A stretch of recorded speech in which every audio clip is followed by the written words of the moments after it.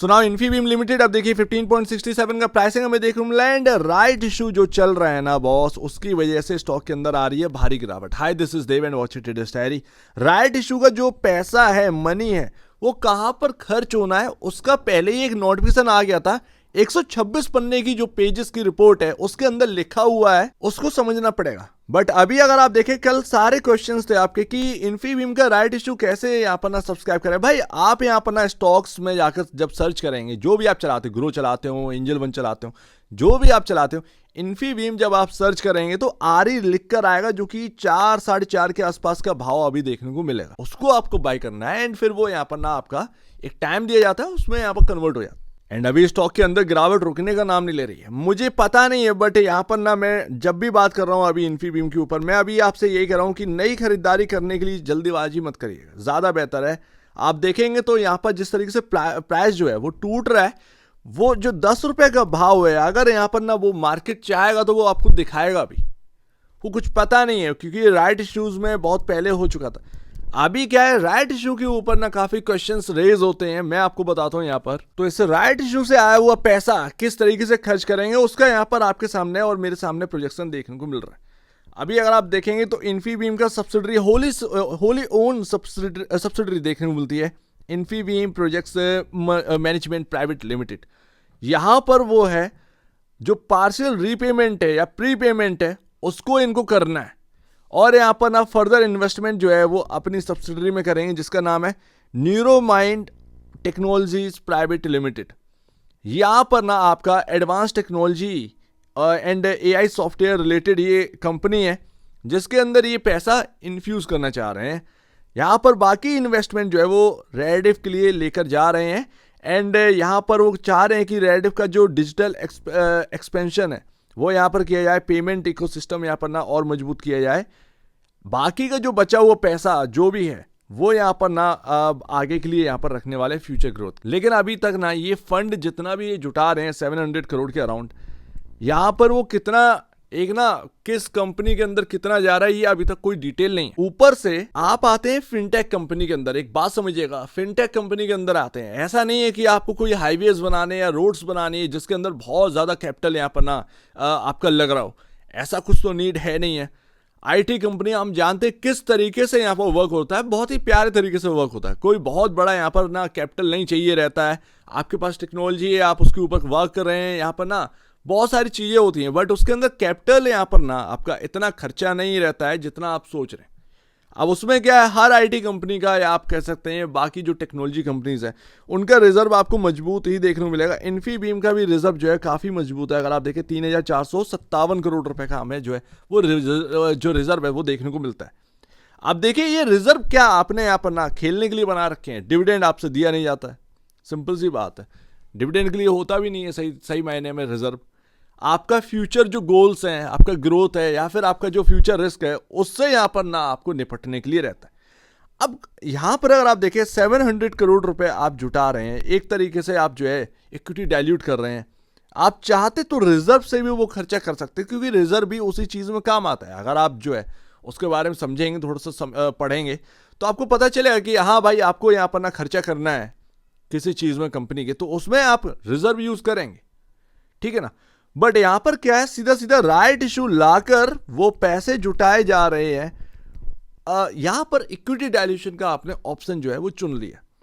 इससे बढ़िया था कि आप रिजर्व से यहां पर ना पैसे निकालते तो यहां पर ये दिक्कतें ना आती।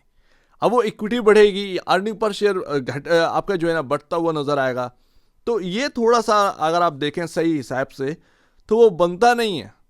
आपके पास ऑप्शन पहले से रिजर्व का ओपन है एंड वो काफी स्ट्रॉन्ग ऑप्शन है। खैर कंपनी ने कुछ सोच रखा होगा, क्या ही कर सकते हैं भाई, हम लोग तो सिर्फ यहाँ पर ना देख सकते हैं, सिंपल सी बात है। आप देखेंगे तो यहाँ पर डिलीवरी क्वांटिटी जब से ये प्राइस गिरना स्टार्ट हुआ है ना, आप डिलीवरी क्वांटिटी देखिए 50 ये इस तरीके से ना डिलीवरी क्वांटिटी अब उठ रही है। न्यू बायर का ना एक तरीके से एक ना चांसेस भी मिल गए हैं पैसा बनाने। क्या है कि जिस तरीके से प्राइस टूट रहा है, नया खरीदार जो आ भी रहा है थोड़ा बहुत रिस्क ले भी रहा है भाई, क्योंकि राइट इशू का जो भाव है 10 रुपए, और पता नहीं है मार्केट क्या कर देगा, क्या वो 10 रुपए दिखा देगा नहीं दिखाएगा, हम लोग को नहीं पता, सिंपल सी बात है, हम लोग को नहीं पता, बट प्राइस टूट रहा है। अब क्या है कि 40 वाला आपको जो है पहले 21 रुपए में मिला, फिर उसके बाद 18 रुपये मिला, फिर 16 रुपये में देखने को मिला, अब 15 रुपये 66 पैसे के आसपास देखने को मिला है। तो जो नए खरीदार अब इस वक्त बन रहे हैं उनके तो बल्ले बल्ले, क्योंकि उन्होंने यहाँ पर ना काफ़ी डिस्काउंट पर उनको देखने को मिल रहा है स्टॉक। तो ये एक बात कहीं ना कहीं समझ में आती है, जिसको रिस्क थोड़ा सा भी पसंद है, जिसको रिस्क बिल्कुल पसंद नहीं है कि भाई राइट इशू का इतना भाव है, मुझे नहीं पता, क्या पता ये स्टॉक 10 रुपये का भाव देखने को मिल जाए, मैं अभी पैसा नहीं लगाऊं, वो लोग अलग है, वो लोग एक ना डिफरेंट है। बट यहाँ पर जो है ना, अरे 15 रुपये का ही तो भाव है, ज़्यादा से ज़्यादा 5 रुपये ही नीचे तो आएगा, तब हम और थोड़ा सा बाई कर लेंगे, एवरेज हो जाएगा मेरे प्राइस। ऐसे लोग भी बहुत सारे लोग मिल जाते हैं, एंड वही लोग हैं जो कि यहाँ पर बाई कर रहे हैं। खैर कल यहाँ पर ना क्लोजिंग होते होते 33.31 का RSI हो चुका है, एंड अब यहाँ पर ना ओवरसोल्ड जोन में अब शुरुआत हो चुकी है अच्छे खासे तरीके से। आज 31 का RSI यहाँ पर हो गया, 1.80% के आसपास का गिरावट है ना। तो यहाँ पर RSI डे बाई डे यहाँ पर ना अगर आप देखेंगे तो घटता ही चला जा रहा है वैल्यू, ओवरसोल्ड जोन में धीरे धीरे हम पहुंच रहे हैं। मैं अनुमान लगा रहा था यहाँ पर 70 करोड़ शेयर्स अगर जोड़ देंगे तो फिर यहाँ पर जो मार्केट कैप है, जो एक मार्केट कैप आपका बनता है, मैं अगर 15.98 के भाव से अगर मैं देखता हूँ तो ये 6000 प्लस करोड़ का यहाँ पर ना मार्केट कैप बनता है। एक्चुअल बेसिस पर 6600 6700 करोड़ के अराउंड ये मार्केट कैप पहुँच जाता है। तो काफ़ी यहाँ पर ना एकदम से ही वो जो मार्केट कैप है सर्ज हुआ, सिर्फ नंबर ऑफ शेयर्स बढ़ने की वजह से। यही एक दिक्कत है स्टॉक के गिरने में।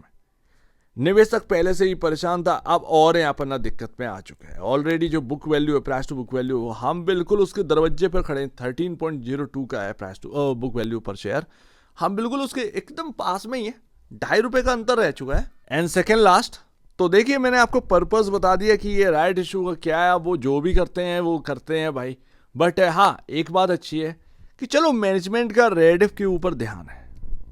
रेडिफ को अगर इन्होंने रिवाइव किया तो एक अलग ही यहाँ पर ना वैल्यू अनलॉकिंग यहाँ पर होती हुई नजर आएगी इन्फीबीम के अंदर। चलो एक बात यहाँ पर समझ में आएगी, ग्रोथ यहाँ पर जो आपका जानते ही है कि प्रॉफिटेबिलिटी में कोई ऐसा खास ग्रोथ नहीं है जिसकी वजह से ये स्टॉक सर्ज करे, राइट। बाकी भाई यहाँ पर ना जो AI के ऊपर है बहुत वर्क कर रही है कंपनी, बट उसका कितना रिजल्ट जो है वो ज़मीनी स्तर पर देखेगा, ये बहुत ही देखने वाली बात है। कंपनी का खुद का एक IT कंपनी है जो कि यहाँ पर लिस्टेड है, नाम मुझे एकदम से याद नहीं आ रहा है, कुछ 30 रुपये के आसपास का भाव देखने को मिलता है, जो कि इन्फीबीम से एक टाइम पर अलग हुई थी। तो उस पर भी यहाँ पर देखते हैं वहाँ पर क्या रहता है। बट यहाँ पर अगर आप देखेंगे एक जो रेंज थी 16.40 एंड 15.58, हम उस रेंज के बिल्कुल जो लोअर लेवल है हम उधर पर क्लोजिंग दी है 15.67 के अराउंड, ठीक है। कल का दिन काफ़ी इंपॉर्टेंट रहेगा, कल का मतलब मंडे। तो यहाँ पर ना मंडे के दिन देखा जाएगा कि बस ये इस रेंज का बिल्कुल लास्ट छोर पर हम आकर यहाँ पर ना क्लोजिंग दी है। अगर ये रेंज टूट जाती है एंड इसके नीचे कामकाज स्टार्ट होने लगता है तो फिर थोड़ा यहाँ पर साइंस और भी ज़्यादा यहाँ पर बिगड़ते हैं। अदरवाइज जब तक ये रेंज है तब तक तो यहाँ पर लग रहा है कि भाई कुछ घूमने के चांसेस हैं, वो मंडे को पता चलेगा, क्योंकि हम रेंज के बिल्कुल लास्ट छोर पर यहाँ पर ना लास्ट प्राइस पर बिल्कुल लोअर प्राइस पर क्लोजिंग दी है। एंड लास्ट स्टॉक सभी मूविंग एवरेज के काफ़ी नीचे है भाई, ध्यान रखिएगा 18 रुपये पर आपका मूविंग एवरेज है 50 डे में, ठीक है। बाकी का भाई आपके सामने ये है, अगर ये लोअर लेवल टूटेगा, ये कुछ 13.90 रुपये के आसपास का यहाँ पर ना लोएस्ट लेवल है इस स्टॉक के अंदर, अगर वो ब्रेक करता है सो डेफिनेटली कहीं ना कहीं मार्केट एक सेंस करने की कोशिश करे कि राइट इशू का कोई भाव तो नहीं आ जाएगा। तो डर है, आप ये नहीं कह सकते कि आपको 10 रुपये का भाव वो देखने को मिल ही जाएगा, मैं अभी भी कह रहा हूँ। बट हो क्या गया है कि भाई आप रिजर्व का यूज कर सकते थे compare to right issue. Right issue का नीड शायद नहीं था जितना कि आपके पास रिजर्व भरे हुए हैं। 700 करोड़ अगर यहाँ पर देखें तो कोई बहुत बड़ा यहाँ पर रिजर्व से निकलने वाली बात नहीं है। आखिरकार वो कंपनी के कामकाजी में ही खर्च हो रहा है, ऐसा नहीं है कि यहाँ पर ना आपका कोई डिविडेंड आपने दे दिया, डिविडेंड आप देते नहीं है, रिजर्व यहाँ पर ना भरे पड़े हैं, तो वो रिजर्व काम कब आएंगे, किस लिए यहाँ पर क्या देखने के लिए रखे हैं क्या। तो बात यहाँ पर वही आ जाती है कि इतना डाइल्यूट करने का मतलब नहीं था। आप थोड़ा सा पैसा जुटा लेते, बाकी आप रिजर्व से यूज कर लेते। जैसे कि अपना 350 करोड़ रुपए आपने राइट इशू से ले लिए, 350 करोड़ रुपए आपने रिजर्व से ले लिए, तो यहाँ पर ना ये एक अपनाया जा सकता है। बट फुल्ली डाइल्यूट यहाँ पर ना वो तरीका अपनाया गया है, तो वो कहीं ना कहीं मार्केट को पसंद नहीं आ रहा। हम लोग की बात नहीं, हम लोग भाई सीधी सी बात है, मार्केट जो करेगा वही करेगा।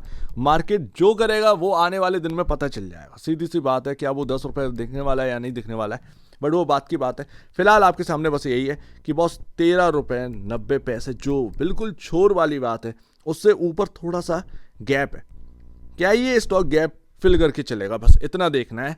अदरवाइज अगर ये वो 13 रुपये 90 पैसे टूटा, वो तो फिर तो यहाँ पर ना एक जब लोज टूटते हैं तो सीधी सी बात है यहाँ पर स्टॉक और टूटने के चांसेस रहते हैं। बट अभी आपके सामने यही चल रहा है, राइट इशू चल रहा है। तो राइट इशू में जिसको भी सब्सक्राइब करना है वो अपने फाइनेंशियल एडवाइजर या ब्रोकर से पूछ के कर लीजिएगा बॉस। बाकी जो नहीं कर रहे हैं, आपके पास स्टॉक डले हुए हैं, तो वो क्या होता है राइट इशू से, वो आपके सामने दिख ही रहा है। बाकी आप यहाँ पर समझदार हैं, आप समझेंगे। बट जो फ्यूचर गोल्स है कंपनी के, वो यहाँ पर ना समझ में आ रहे, उनके ऊपर खर्चा हो रहा है। तो अगर वहाँ पर ग्रोथ वास्तव में देखने को मिली, तो कंपनी की वास्तव में यहाँ पर स्टॉक की काया पलट हो सकता है। ये कुछ यहाँ पर ना आपको देखने को मिल सकता है। बट वो होगा या नहीं, वो जमीनी स्तर पर दिखेगा या नहीं दिखेगा, फ्यूचर में पता चलेगा। बट अभी आपके सामने कुछ यही देखने को मिल रहा है। तो यहाँ पर ना आज का वीडियो बस यही था कि आपको पता चले कि किस जगह पर कितना पैसा है, कितना पैसा तो नहीं निकल कर है, कहाँ पैसा यूज़ कर रहे हैं, ये आपके सामने यहाँ पर रख दिया। सो उम्मीद है कुछ आपको समझ में आया होगा। एक बार निवेश से पहले या बेचने से पहले अपने ब्रोकर एडवाइस से जरूर सलाह लीजिए। खुद की स्टडी करेगा, उससे बेहतर कुछ भी नहीं, खुद की स्टडी मस्ट है। तो आप दीजिए मुझे वीडियो देखेंगे, बहुत धन्यवाद दोस्तों।